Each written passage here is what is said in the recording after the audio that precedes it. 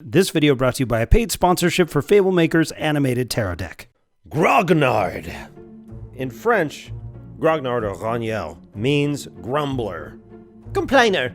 And that sometimes tracks. There's definitely a, we walked up the Thaco both ways for a single goblin and we were thankful for the copper kind of vibe. People use it to describe and sometimes self-identify a sort of older, more grizzled wargamer slash roleplayer who's been in love with the hobby since the beginning. It's sometimes used as a pejorative because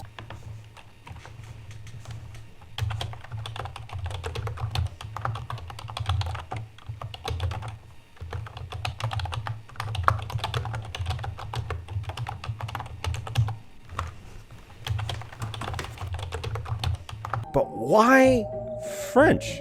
To understand Grognard, you have to understand tabletop role-playing, as we think of it now, emerged from wargames. And remember, in the 60s, wargaming wasn't this!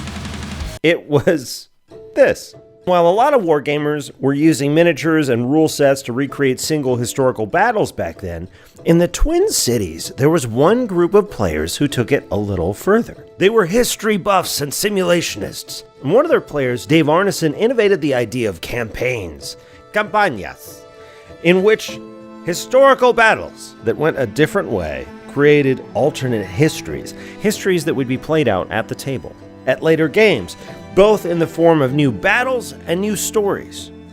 The players commanding armies from different countries would compose letters in the voice of important political figures, promising to fuse faith with royal weddings, begging other players for aid in future conflicts and the like.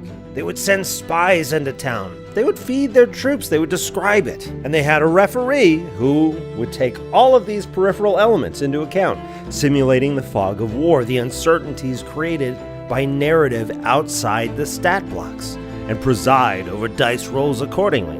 And this is important. At the time, they assumed that a lot of people played war games the way they did, because the whole thing, the whole concept of an unbounded game, one where anything is possible, one where the referee presides over strange and unforeseen tactical decisions, basically a game with improv, originates in their interpretation, not even necessarily the general interpretation, of the dusty pages of Strategos, a war game from 1880. On a section concerning how a referee should run a game that says, quote, "Bear in mind the principle that anything can be attempted," unquote. Now, what did this group do with Strategos? They took that passage and everything changed. They took it and adapted it to simulate a different era. Instead of the Civil War, one of Arneson's friends, David Wesley, created Strategos N, an adaptation of Strategos to play Napoleonic Wars. You think you're ahead of me, and you're not, because there's fucking way more to it. Okay? Now, I'm not going to get into the Gygax versus Arneson thing. We don't need to do this. They both contributed, and I think a lot of other people contributed massive amounts. David Wesley, Leonard Pat, even though he doesn't seem to remember it, and many, many more. But let me be clear, role-playing's primordial soup, the old days of the hobby, even when TTRPGs were new, was Napoleonic wargames.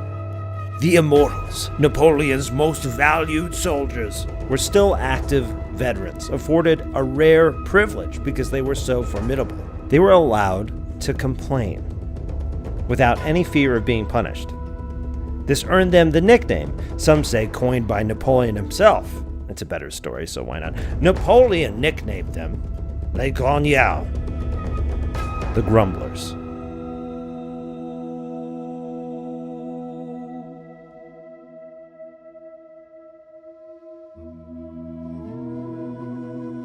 So when a member of our old guard dreams of lost troops, of lead figurines, of a time that most people don't remember anymore,